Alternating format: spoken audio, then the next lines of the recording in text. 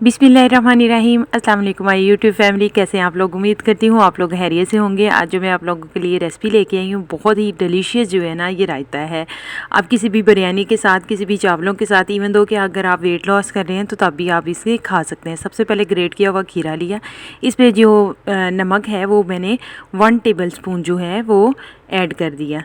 Add करने के बाद इसको थोड़ी देर छोड़ देंगे ताकि ये अपना पानी जो है वो निकाल दे। निकालने के बाद जो है अच्छी तरह इसे निचोड़ लें हाथ की मदद से या फिर छन्नी की मदद से इसे निचोड़ लें ताकि कोई भी पानी जो है इसमें ना रखें। इसे मज़ीद चटपटा और चटहारेदार बनाने के लिए जो है वो इसमें शामिल करेंगे 1 टीस्पून जो है वो चाट मसाला शामिल करेंगे, और इसे थोड़ा स्पाइसी बनाने के लिए जो है वो 1/2 टेबल स्पून जो है वो मैंने कुटी हुई काली मिर्च शामिल की। मज़ीद इसको खट्टा और टेस्टी बनाने के लिए मैंने अनारदाने का पेस्ट जो है वो 1 टेबल स्पून शामिल किया। फिर जी इस पे डाल देंगे हरा धनिया, और मज़ीद इसको चांद लगाएगा ये दही को इतना बीट करना है ताकि एक इसका क्रीमी टच आ जाए।